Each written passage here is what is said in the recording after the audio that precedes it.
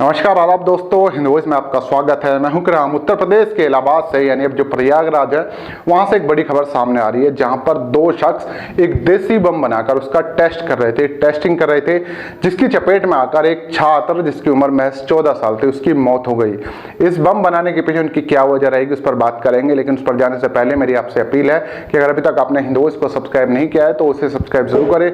साथ ही वीडियो अगर फेसबुक पर देख रहे हैं तो फेसबुक पेज को फॉलो कर सकते हैं। चलते हैं इस खबर की तरफ। तो खबर इलाहाबाद के गिरधरपुर गांव से है। यहाँ पर दो शख्स, जिसका नाम एक का शुभम बताया जा रहा है और दूसरे का अजीत बताया जा रहा है, ये दोनों लोग शादियों में आतिशबाजी का काम करते हैं और आतिशबाजियों के सामान से ये कुछ मसाला निकालकर, कुछ वहां पे जो विस्फोटक सामग्री है उसको निकालकर एक देसी बम इन्होंने तैयार किया था और उसके बाद इसको टेस्ट कर रहे थे।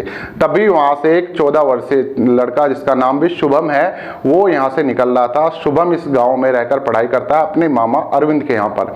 जब वो वहां से निकलता है तो ये लोग बम का टेस्ट कर रहे होते हैं। जैसे ही बम फटता है तो उसके जो कुछ छर्रे होते हैं वो शुभम के गले में फंस जाते हैं। जो छात्र वहां से गुजर रहा था उसकी मौके पर ही मौत हो जाती है। खून इतना ज्यादा बहता है कि मौके पर ही वो दम तोड़ देता है। मामा को जब सूचना दी जाती है तो अस्पताल ले जाते हैं, लेकिन अस्पताल के डॉक्टर हाथ खड़े करते हैं कि इसकी मौत पहले ही हो गई थी।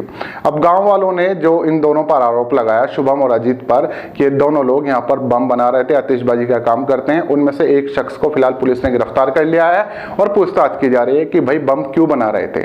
लेकिन ये मामला सिर्फ एक तरह से देखा जाए तो मोटी मोटी हेडलाइंस के साथ अखबारों में आया और खत्म भी हो जाएगा। ना कोई एनआईए जांच होगी, ना कोई किसी तरह की और बड़ी जांच होगी, ना किसी और एजेंसी को सूचना दी जाएगी कि एक गांव में बम बनाने का काम किया जा रहा था। आखिर बम बनाने की वजह क्या पड़ गई। उसके बाद ये टेस्ट भी कर रहे थे जिसमें एक शख्स की मौत भी हो गई जो सिर्फ 14 साल का था। अपने दो भाई और एक बहन में सबसे बड़ा था।